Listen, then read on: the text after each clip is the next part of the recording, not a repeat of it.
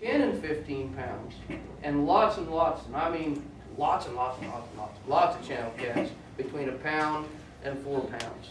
Okay, it is a very good bait, but this is something that a lot of people don't do when it comes to dip bait.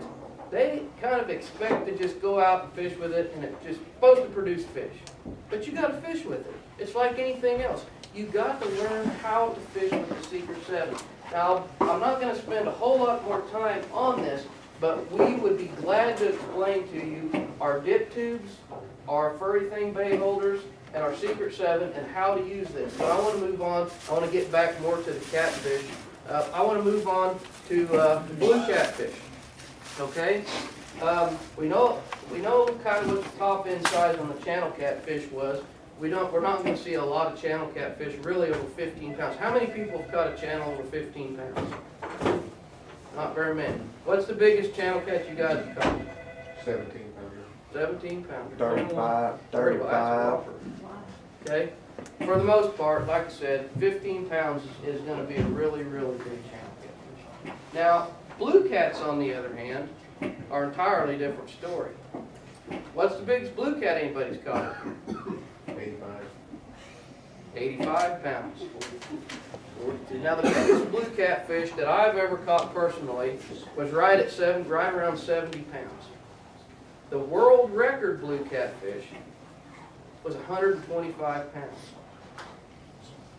125 pounds. That fish right there weighs about 25 pounds. He's 100 pounds bigger than that fish.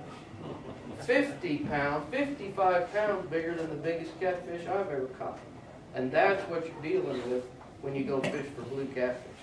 Now, there's extremes. We have people that fish for big blue catfish. And if you want to take catfishing to that level, you can do that. A lot of tournament anglers are fishing for the biggest blue catfish that they can find. But one of the cool things about blue cats is you get to catch lots of little ones too. You can take lots of little ones home and eat them, but you always got a chance to catch a big one. So it's kind of the best of both worlds. If you ask me, what's the best species of catfish a catfish angler could fish for? Well, if there's blue catfish there, we catch a lot of little blues. I've got several videos on here where we don't even have a fish over 10 pounds, but we had a good time catching blue cats, okay? But you can go all the way up to the big one. Now, the anatomy of the blue cat. The blue catfish is really, like I said, he's got a lot more of a square jaw. He doesn't have that big overbite, but he does still pick stuff up off the bottom. He feeds on the bottom a lot of times, but he will also feed suspended. And one of the things that we see in the reservoirs where we fish is we see these blue catfish that are 10 pounds and under, maybe 12 pounds and under. They do a lot of schooling. They school like a striper, and they will feed right out into the open water. They will suspend in the open water, and they will feed. And I know there's a lot of guys that catch suspended blue cats behind wing dams here on the Mississippi River. The blue cats will elevate a lot of the time, and they will suspend to where a channel cat and a flathead aren't going to do that quite as much. Now, we know how big they get. Let's talk about what kind of bait that you should target a blue catfish with. Usually in these parts right here, skipjack's usually the king. Skipjack herring. Does everybody know what a skipjack herring is? If you don't know what a skipjack is, and you want to ask us, like I said, we've got our booth set up here right outside to the left. We'd be glad to talk to you about skipjack. Shad are really plentiful. Gizzard shad is my first choice. There's threadfin shad and there's gizzard shad. I really like to fish with gizzard shad, and I like to fish with skipjack when I'm fishing for blues. Those are my two favorite baits. But they can get caught on bluegill. They can get caught on threadfin shad. They can get caught on manufactured bait. We saw at Lake Texoma this year our manufactured bait tournaments. The man that won the tournament weighted nothing but blues, and he caught them on Secret 7. There's a lot of manufactured baits that will catch blue catfish, contrary to what people have thought for years and years and years. Okay, I want to move on and talk a little bit about the flathead now. Now, everybody knows flatheads get big, really big. Well, I want you to look at the anatomy of a flathead. What makes him different than a blue cat or a channel cat? And remember, folks, when I tell you these fish are as different as horses, pigs, and cows, They truly are. Now the flathead catfish is designed to do one thing in his life. He's designed to lay in a piece of cover and eat when something comes to him. He is the ultimate ambush predator catfish. That's what his design is.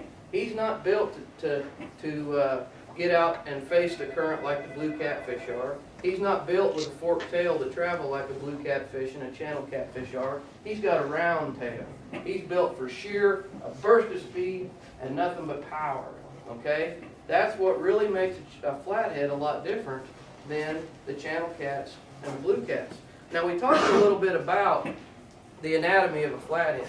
If you are an ambush predator fish and you're waiting for something to come to you, it would, anatomy speaking wise, when you hit something, wouldn't it be nice to have your jaw come underneath? And when you pull it down in, it comes down into your jaw like this, rather than fighting an overbite like a channel cat and a blue cat kind of do. So when they lay and they wait, they look up a lot of times. Okay? This is the way, when you look at these fish, this is the way these fish are built. And the flathead likes to lay in a lot of wood. He likes to lay in a lot of rocky cover, a lot of structure. He doesn't move around very much. He doesn't have to move around very much. We've watched flatheads in our aquarium at home for years, and our flatheads don't move in our aquarium. Our blue cats and our channel cats move around a lot, but the flatheads don't move. And everybody that I know that has flatheads in aquariums say the same thing. Jeff, these fish just don't move. Have you ever been to an aquarium, Bass Pro or Cabela's, someplace like that, and seen a flathead just swimming around in there endlessly? They don't do it. They lay there. What's that? So I've never seen big flatheads. Yeah, they, because you probably don't see them. They're laying underneath a log, they're sucked down to the bottom somewhere, and they're hiding, waiting for something to eat. That's how they operate. Now, one of the things about flatheads in rivers, and I want to touch on this, that a river fisherman has got such a big advantage over a lake fisherman when they fish for flatheads. I have a very difficult time targeting flatheads in a reservoir in still water. Number one, this is so elementary and so simple, but a lot of people never think about this. Number one, you never know which way your fish is facing in a reservoir, do you? Think about that. Which way is he facing in a river? Everybody knew that, but nobody knows where he's facing out in the lake. So, I fish with flatheads with a lot of live bait. A flathead primarily gets caught on live bait mostly. There are instances where they get caught on crankbaits, and they get caught on cut baits, and they get caught on this, and they get caught on that. But if you're a serious flathead fisherman, flathead angler, you will fish with live bait for flatheads. Now, like I said, they are designed to come out and attack very, very rapidly, or they pull whatever they want into their mouth, okay? So when you're fishing for flatheads in a river and you know they're facing upstream, where are you going to position a bait to target that flathead? Directly in front of him. If you can get it right here, that's even better, okay? A lot of anglers are afraid to throw live baits in to structure to catch flatheads. They're afraid you're going to get hung up. And a good flathead angler gets hung up quite a bit because he's throwing that live bait up into a wood structure or into some rocks or into some locations that these flatheads are. You know, I remember seeing this commercial when I was a little kid. I think it was a Berkeley commercial that said, "Big fish hide in bad places." Well, that's really true, everybody. Big catfish do hide in bad places, and big flatheads are the worst. Now, in a lake situation, if you don't know which way the fish is facing, and you try to drop a live bait down to him, you really can't position him or target him as well as you can in a river. Plus, in a river, when you throw that live bait out, and it goes down and hits the bottom, your line is straight, and you got a straight line that goes all the way down to that sinker or whatever it is, and you've got a little bit of flex in your leader out here where your live bait is wiggling. but your current is holding your bait in place. This is, like I said, this seems very elementary, but a lot of people never look at it this way. So when you throw that live bait down in there, the current holds it down, it's holding it pretty much in one spot. In a lake, if I think I know where the flatheads are and I go out and I try to throw a live bait out into a brush pile of live bait, what happens? He swims around, he can swim everywhere he wants to go.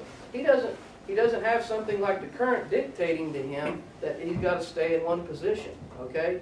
So that's one of the tips about river flatheads that as lake fishermen, we don't get to fish that fast current.